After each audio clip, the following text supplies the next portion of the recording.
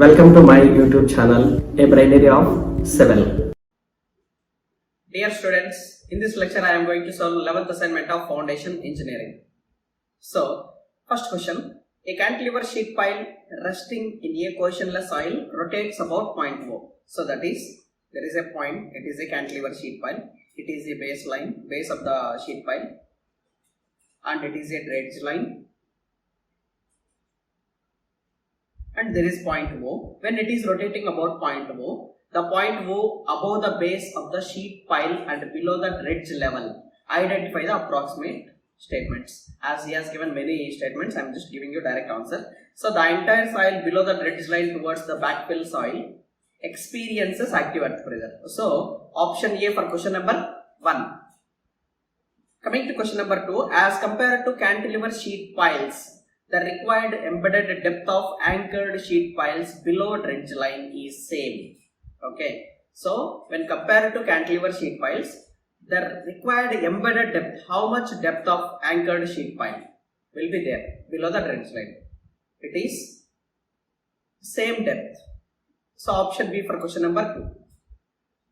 Coming to question number 3, a cantilever retaining wall supports a backfill at an angle 10 degrees. He has given properties of this soil, and he has given all the dimensions of a retaining wall. Now he is asking determine total vertical force acting on the base of the wall for stability calculation under active condition. So use Rankine's theory, consider unit weight is 24 kilonewton per meter square. So whenever we are calculating earth pressure, so whenever we draw this pressure distribution diagram, this is something like this. So this horizontal PA is equal to half Ka gamma h square cos beta. Okay, and this vertical force will become half Ka gamma h square sin beta.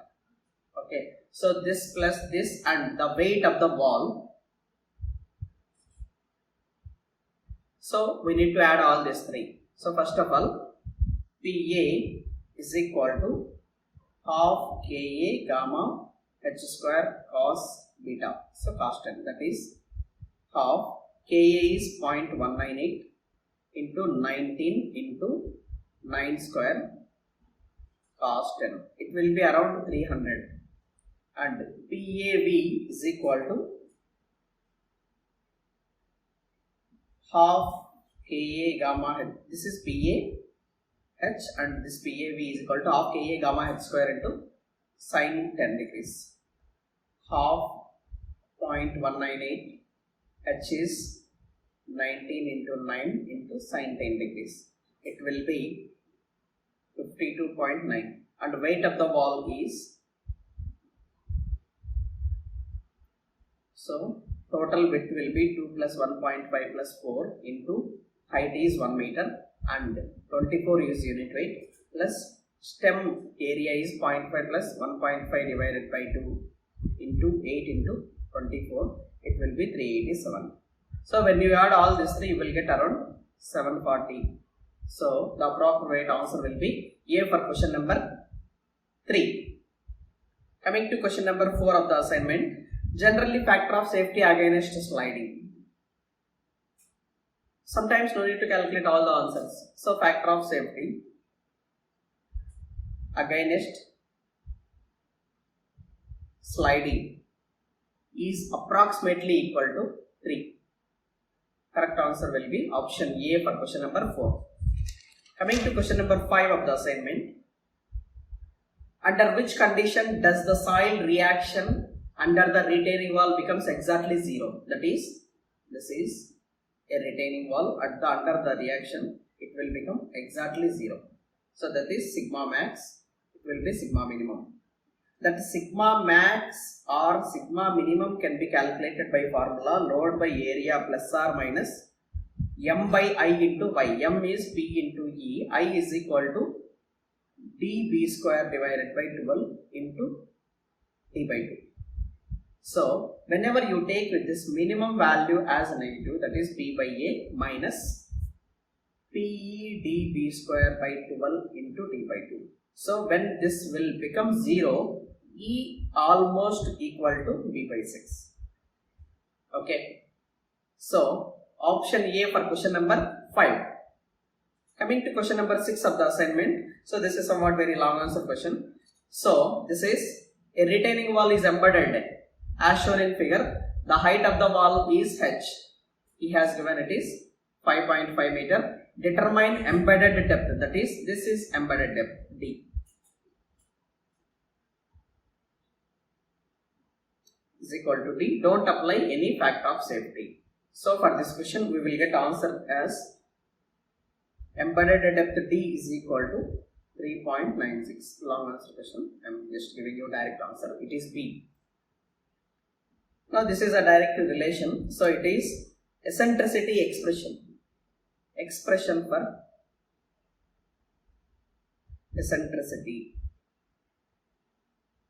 E is equal to B by 2 minus sigma mr minus sigma m naught divided by sigma b.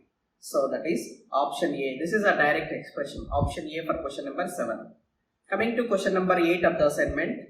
Purpose of providing weak pole. Weak poles in a retaining wall is to provide drainage paths for the pore water pressure dissipation.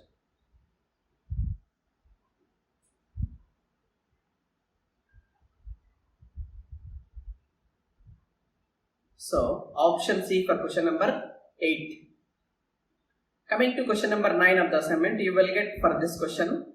So a cantilever sheet pile supports a cohesionless soil at a height 7 meter. The water table is at a depth 1 meter below the ground on both sides of the wall. Calculate the distance A dash between the dredge line and the point of zero pressure just below the dredge level. So that is distance A dash, you will get it is 2.06 meters. So option C for question number 9. Coming to question number 10, compute distance between point of zero pressure and point of application of total active pressure. So when point of zero pressure and point of application of zero pressure, so this distance you will get it is 2.68 meters. I'm just giving you long answer questions, not calculating. So I know the answers. So it is option A for question number 10. Thank you.